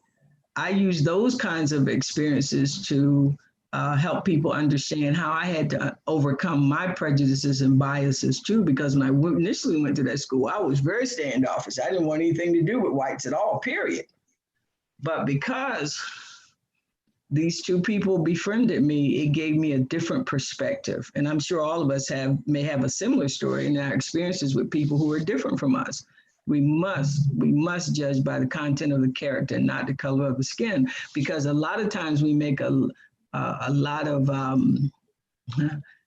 we make these, when we look at a person and we judge them by the color of their skin, first of all, they may not even be an American. And I experienced that in a situation when I was teaching at Florida State and was teaching a Black families class. And there were 5 young ladies in this class who had all the physical characteristics of being African-American or Black. Guess what? One of them was not born and raised. She wasn't born in them. She was from England, and that British accent blew back at me. I was so embarrassed. I didn't know what to do, because I asked her to share what it was like growing up in a Black family in America. So I think we have to monitor, do we judge a person by the color of their skin?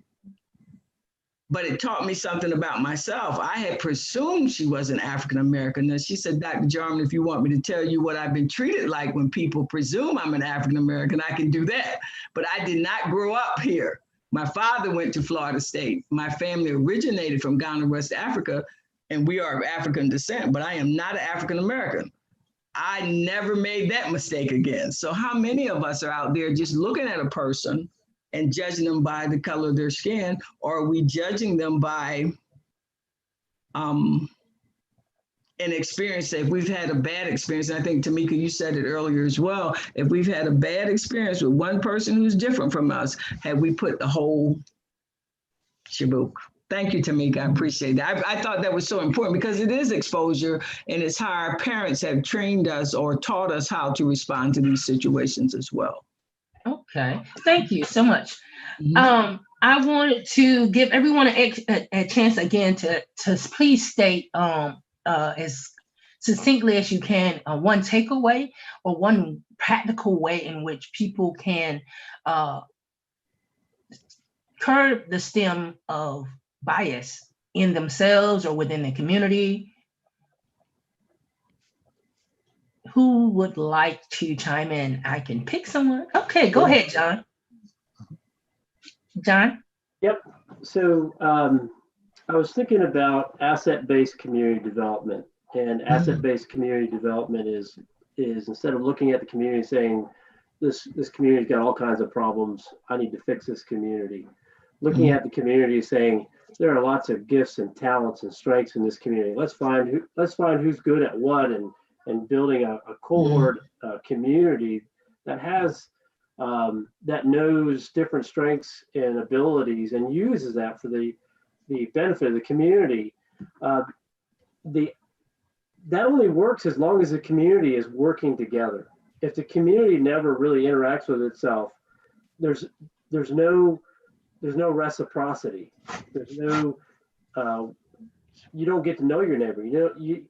And so this idea of how does the community better flourish is based upon opportunities for the community to do things together, right? Come together. And it's a challenge in, as we're coming through this pandemic, but there's ways that we can do that. And the world is looking for the church to be the church, right? Okay. The world is looking for the church to be the church. And I'll briefly touch this and I'm done. This idea that from the very beginning, when Jesus came and he not only said these things, but he followed it up with action. And the world said to him, what is the deal with you? And they even came to him and said, how long are you going to keep us in suspense? Are you God of heaven and earth? And Jesus said to him, I have been telling you, I have been doing this. You will not believe, but I'm going to keep doing my thing. And so the church needs to be the church working together in the community, inviting our brothers and sisters of uniform to be alongside us and coming alongside them for opportunities to do asset-based community development. Okay. So that we're helping the entire community lift. Okay, so I'm going to just summarize that in a more succinct way if I can, just because I know me, I'm a thinker. And so basically you're saying if we can learn to tap into what qualities someone else can give back to the community, it will help us be able to curb the bias, because you're looking at people for their assets and not for the things that you quote unquote have fault or you see as a negative. Who wants to be next? Well, you can go after him, Adriene. As people get to know me, they find out I'm not really that complicated. I try and look at things, I try and be pretty simple. That just means clear and uncomplicated. Doesn't mean I'm stupid or anything else. It's just we get so much stuff balled up in there, we miss what we're truly looking for. And for me, it's always, I have to start with one. It's about that relationship, to be willing to say, tell me your story. I want to know about you. Not that I have to know about you or I need to know about you, but I want to know about you because you have value. I want to know the person. I don't care what color or sex or anything. I want to know the person in front of me. And the only way you do that is to sit down with them and being willing to engage a relationship and give to them Yes. the one thing you can never get back, which is your time. Say, I want to invest in you because you have value. And that's it, of looking at the innate value of every person out there. Yeah, we all do stupid stuff we wish we hadn't have done. But that person, that's an action. That's not the person. That's a behavior. There's a person in front of me and that's not a behavior. So it's really learning to be people of conviction, of integrity, and of action. That I believe this is true. I'm not going to waver on it, and therefore I will act on it. And I will do the same thing tomorrow and the next day and the next day and the next day. That's pretty well sums it up for me. Mm-hmm. So key element in that was consistency in your behavior and a willingness to get to know people. Yes. For themselves. Yes. I think sometimes we forget that in this social media age, we get lost in being social without being social. Mm-hmm.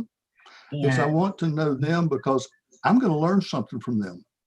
And hopefully they'll learn something from me because they have something, they are a person of value, they have value, and there's something for me to learn in that relationship. Mm-hmm. And it's my responsibility to find that, not theirs, but mine. I like that. I like that a lot. I think so many times we put the onus on them to prove their worth and to prove their value when we should always be going into looking at people with a sense of, okay, what can they bring to the table? What is valuable about them? The same way we want people to perceive us, we need to be perceiving other people, because we would hate it if every time we walk in a situation, they make us prove ourselves. Yeah. If you go back and you look at the 8 essential needs of children, one of those most important needs of every child is to know they are accepted, they are approved of, they have value. Most of them didn't get it, and they're trying to earn it. Just simply say, no, you have value. And because of that, I want to invest in you. I want to know you. Thank you so much. Adriene. Yes, thank you. I really wanted to dovetail what John was saying, but Father Gene just kind of continued, and I'm going to continue that same thought because when I look at our panel here, and I appreciate everyone and all of the thoughts and comments and experiences that have been shared, it's just an example of what I'm about to say, and that is from a scripture in the book of Jeremiah, where God says, I know the plan and the purpose that I have for you. We each have a calling. We each have a divine purpose that has been given to us. And so our mission is to fulfill the plan, the purpose, and the will of God. But it's not just ourselves. We work with other people. And I like what Father Gene just said, because it reminded me of a quote that I heard, or maybe it's a definition. A leader is not someone who has people following them. A leader is a person who is grooming, growing, and developing other people. And so that is our responsibility. And so where I am in life, still have struggles and challenges, maybe even some fears, but because of the people in my life who encourage me, who help me, I'm able to continue to do the things that God has called me to do, but in turn, helping other people. And so the dialogue, the roundtable that God has given me a vision for, people are coming, it's growing. People are sharing how they are being healed of biases and understanding racial interactions, understanding where they have biases. And so for me right now, that's a calling, and that's how I can move forward from here and continue to contribute to the dialogue, the discussion, the understanding, and helping build other people so that they can in turn be more viable citizens, and just in their own life, their own lifestyle, their own behaviors, they can interact better with other people and also help other people to be more understanding and engaging. Mhm. Thank you so much. Who wants to be next? Okay, go ahead, Chief Deputy Smith. So, so I want to thank you for having this, because I know when we first talked about it, you were trying to get your vision together, and this has been great. So I think my takeaway from this, and because law enforcement is, of course, my heart, my baby. Did you freeze? Did I freeze? Am I there? Yes, now you're there. I'm there. Okay. I think having done this for 29 years and just everybody's topic and everybody's passion, the biases, how we get past some of this, the communication, the dialogues, that's going to be the biggest thing. We've got to be able to talk, and especially with law enforcement. And I know Sergeant Wallace and Deputy Chief Holmes and I were big components of sitting down with people and having those conversations, those necessary conversations where, you know, how do I act when the police stop me? You know, we have to go back to, I know COVID has kind of locked things down, but now with the governor opening things back up, we got to continue those dialogues, because whatever's going on in the nation, we don't want that to happen here in Tallahassee. We don't want that happening in Leon County. So we got to go back to sitting down, having those harsh conversations, and just being able to talk, being able to get through those biases and having those open conversations and just moving forward. So let's continue to have the conversations. Let's be able to have, you know, these open dialogues for future. So I commend you, Tamika. You did a fabulous job of putting this together. Thank you.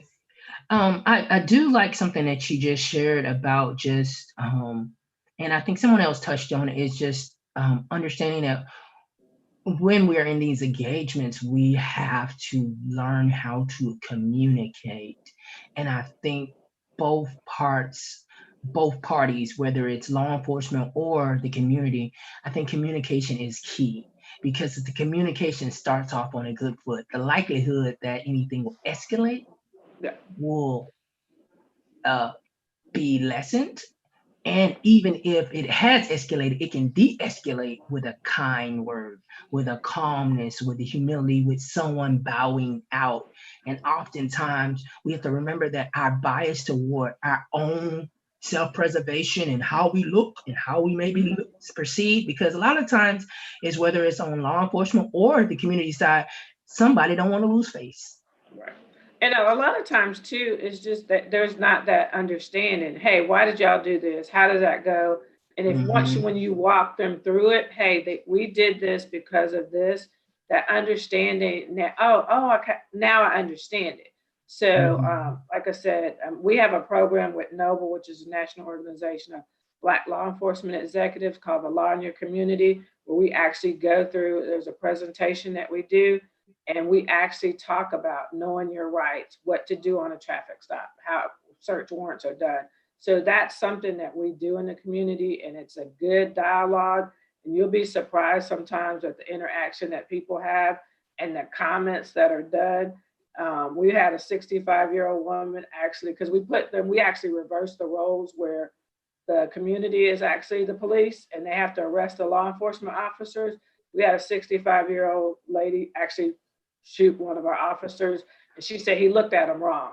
And we're like, you can't just shoot somebody because they look at you wrong. Well, I just didn't like the way he looked. And when you to actually make them go through those steps, and then they kind of like, oh, I didn't realize that. So it's just that, like you said, having a dialogue, having a conversation, it's a good thing. So again, I would like to get more information on that. If you could make sure that we speak about it later, just because I want to make it something that we as a community know about, because I mean, I have to honestly say, in all of my communication with the law enforcement officers, I've been impressed because of the openness and the candidness.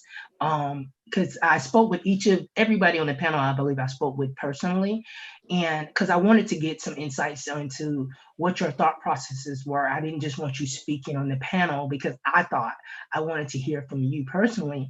And I was just amazed at how much information you are willing to share with the community.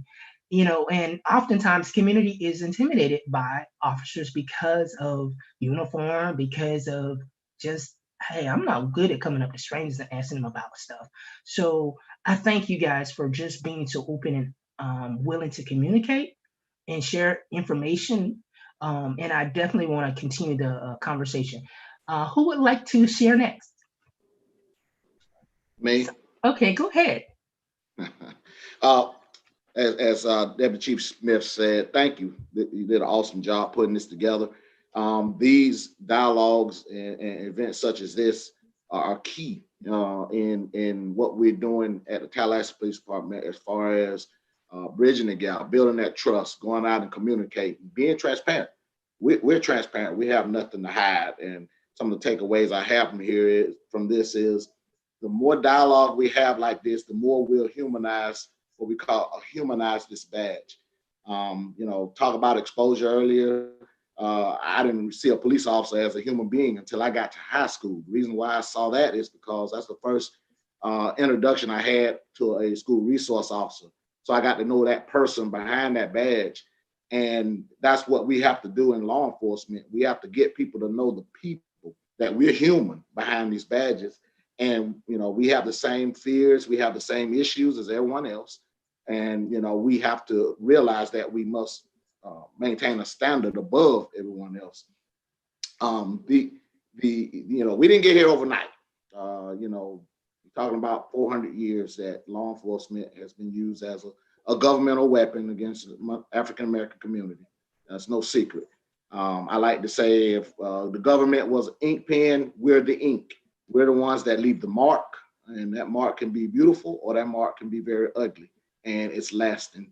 So we have a long way to go. We recognize that. The leadership at the Tallahassee Police Department, you know, we're focused on, you know, the trickle down all the way to the newest officer. We just hired 13 officers. They're getting ready to hit the streets. And, you know, one of the things that we're introducing and indoctrinating them to is, you know, understanding their implicit biases. And so we can remove that from the start. So, you know, we're going to get there. We're going to get there. We're new. It's going to take time, but just know that the leadership, I want everyone out there to know the leadership of the Tallahassee Police Department is focused on bridging this gap. We all believe that we are our community because we live here in the community. So we're heading in the right directions, and more dialogue such as this is going to be forthcoming. You'll get to know us all. So thank you for this opportunity. Yes, sir. I like the aspect of getting to know the officers and the law enforcement, because you're right. When we can humanize you and you guys can see us as a human and we see you as a human, not as just an officer of the law, it's like it will change our engagement. And I know another part of this project for me was to really try to get back to community policing in terms of churches and community leaders and business owners knowing the police officers and the sheriff officers that patrol the neighborhoods. And so I'm working to try to get a listing so that those that want to know who patrols the area and who is the person that is kind of responsible for overseeing safety in their neighborhood will get an opportunity to meet them. And so it's such a vital part. Just stopping in and saying hello, and us stopping by and saying hello when we see you all, not just waiting until there's a crisis or issue to engage. Anyone want to be next? Okay, go ahead, Sergeant Wallace. So I'm going to go a little bit off the rail of where everybody else has been, because I think the important elephant in the room is, where do we, as professionals, as law enforcement professionals, where do we learn to start healing some of our biases and getting rid of some of those biases? Mm-hmm. And a lot of that I learned in my professional life. A lot of my biases have been put to bed from my coworkers and working with my coworkers and figuring out that some of my thought processes weren't the same. And so let me give you some numbers and you'll figure out where I'm going with it. less than 4% of the population choose to be law enforcement officers. Well, most studies will tell you that Black and brown people make up anywhere from 13 to 15% of the population. When we are already a minority, we can't afford to lose any candidates that may be in that 4%. Well, I want to challenge the Black and brown community and even expand it to our other minorities communities as well, that we have to start encouraging our young people very early in life that a career in law enforcement is noble and needed. Awesome. We need minority law enforcement officers at every level. But we have to not, when we see a law enforcement officer in the store and little Johnny's not acting like he should, pushing little Johnny over there, hey, you take him to jail, he's gonna get you. We have to, and I tell you right now, in all these years, every time it happens to me, it punches me in my gut. And there have been times that I hadn't been as professional as I needed to be because I've admonished parents about doing it. Because we don't need to perpetuate. Deputy Chief Holmes said it best. Police have been used as a symbol of oppression from the government for over 400 years. We cannot afford, if only 4% of the population even sees it as a noble profession, certainly as minorities, we cannot dilute that even further. As a recruiter, as an adjunct instructor at the police academies, I've taught sometimes a year and have not seen a student that looked like me. Well, then that dilutes the opportunities for people to learn from one another within the profession. Because the most that I've learned about this job have been from my peers. Hadn't been from a book, it has been from my peers and from my experiences with people. And so that's a strategy. It's not the fix. I'm not arrogant enough to think that it's the fix, but I think it is a strategy that is oftentimes overlooked, that we have to, at every level, infuse a diverse, and this is what the sheriff is pushing for this year, has been a focus for our agency, is diversity. Diversity in everything we do. And that's what we have to go forward, and everybody plays a role. And so I know for us this year, our role is to start recruitment of a even more diverse police force. But that cultivation has to start with our kids as early as 3-4 years old, and them wanting to play as police officers, of them wanting to be firemen. We need, across the spectrum, we need public servants that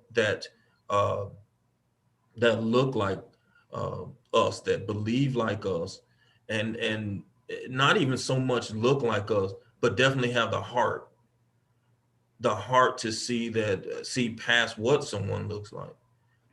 And so that's kind of my long way of saying, we as law enforcement, we are very much aware by virtue of what you see here. Before you see 2 deputy chiefs at Tallahassee Police Department that are just lights out individuals that were brought together to push their agency forward. You know, we see Sheriff McNeil, who put together one heck of an all-star team to push the agency forward. And so we've got, our spiritual leaders, Father Gene there and John Bump. We can't, Tallahassee, Leon County we might stumble, but we can't go wrong. We can't go wrong. We just can't. We can't go wrong. We put in prayer. I know our sheriff is a spiritual man, and I know Chief Revel, praying man. Y'all, if God be for us. y'all may not know it, but your law enforcement leaders are holding you up in prayer. Yes. Holding you up in prayer, holding the men and women that wear a gun and badge up in prayer. And we're not going to be perfect, but it's going to be, I will guarantee it will be spiritually led and with God first, God and family first. So that's, I'm going to get off my soapbox, but that's what I wanted to share with you. Okay. I want to do two little quick highlights that I really, truly enjoyed about what you said. One was, if we begin to promote from within from an early age and stop the stigma that is associated with law enforcement, because Cousin Ray got arrested, or the cops got called to the house because of a negative situation, or because of the media presentation, law enforcement oftentimes get a bad bag, especially within the Black community. But one of the things in the Black community we need to understand is, like he said, 4% want to be a law enforcement or public servant area. Okay, if in that 4%, the Black and the brown community do not apply or do not esteem, it affects us. But then we can't get out and say we're mad about the choices they make, when we could have been a part of the decision making if we had applied, if we had got involved. Because even if you say I'm not really the cop kind of person, but you know what, I see these things happening in my community, let me engage them at some level. So even if you decide you do not want to be in law enforcement, why not start to engage law enforcement and public service people so that you can be able to be a part of the voice that represents our communities? Because we can't cry no representation when we have opportunity to become a part of that representation but fail to. So we have to take personal responsibility for the choices we make. Next. Love it. Okay. Because you had a chance to share kind of in the other one, I want to give everybody else a chance, since we just got a few minutes left. Who hasn't had an opportunity to do a closeout? Has everyone had a chance? Okay, Pastor Johnson. I'll keep it short so Dr. Jarmon can come back. I enjoy hearing what she has to say. I would just say I would encourage and challenge each of us who, I think we have segments in our society that primarily deal with their own kind or own persuasion, on the Black side and the Caucasian side, that we who know how to navigate both arenas, that we be a little bit evangelistic, if you will, and helping those that don't know how to mingle in that space, help them understand the other side and realize that all on the other side are not the enemy. All on the other side are not out to get them. All on the other side are not trying to take their stuff. I think there are more with us than with them. And what I mean by that, those of like minds that are willing to learn how to work together and to navigate what may be difficult conversations and injustices and things that do need to be addressed. I think there are more people who are willing to dive in and deal with it than those that are just want to camp out and live in their bias and their own personal opinion about the way things are or the way things will be. Awesome. BJ? First, I want to thank you, Tamika, for the opportunity to share. You have done, I agree with everyone else that has said it, an outstanding job, and I hope it's something that we will continue at another date. I think prevention and early intervention is key. Some of the programs that TPD and the Sheriff's Office mentioned, I think getting young people interested in law enforcement is a good thing. My specialized area is school social work because I'm more concerned about what happens to the kids before they get to the schoolhouse. And it does start at a very early age. And if everything that they see and hear about the police is negative, then they begin to get these negative attitudes toward the police. But I think it's so important with that. I think we have to develop and commit to an action plan to deal with whatever biases that exist within the organization, agency, or an individual. And you have to develop this action plan. It can't just be a once a year training thing. It has to be, I think, ongoing with people coming to the table. And I don't think we spend enough time with young people addressing what their concerns are about this very, very important topic called bias, and what they're feeling about it. And we have to commit also to cultural sensitivity training, because a number of people that we deal with, we cannot assume who they are just by the color of their skin. And finally, I would say we have to recognize that diversity is more than race. It's all the things that we talked about, and people have implicit biases about. They could be religion, it could be ageism, it could be sexism, it could be homophobic ideas, it could be a number of things. And our kids are trying to battle and deal with all of this. And if, as Proverbs 22:6 says, train up a child in the way it should go. If that foundation isn't laid for them to deal with this, then I think it's important for us as community leaders to begin to work with their families and work with the children and work with the schools and the places of worship where we all come together and we're all on one page trying to address this very significant issue. Thank you. Thank you. It's now time to close, but I wanted to take a moment, if you guys do not mind. I'd like to say a brief prayer and just make a commitment that we will do this again in some format or another, because I want to continue the conversations. If you guys are open to that, I would really love to continue the conversations at another time as our schedules permit. But I do want to establish that there will be ongoing relationships with both the police department, the Sheriff's Office, Crew Ministries, Greater Love, with Miss Adriene Wright and Miss Dr. BJ Jarmon. We're going to have ongoing relationships to pull out aspects that each of us are very skilled in order to help grow and cultivate an atmosphere that allows for people to overcome these biases. If we would, quick prayer, and then I'm going to close out. Heavenly Father, we thank you so much for the opportunity to gather today virtually to discuss biases. God, I ask that the things that we discuss be taken and applied to our day-to-day lives, and that we will honor what we have said here today in our walk, in our communities, in our homes, and in our jobs. We thank you for the victory in Jesus' name. Amen.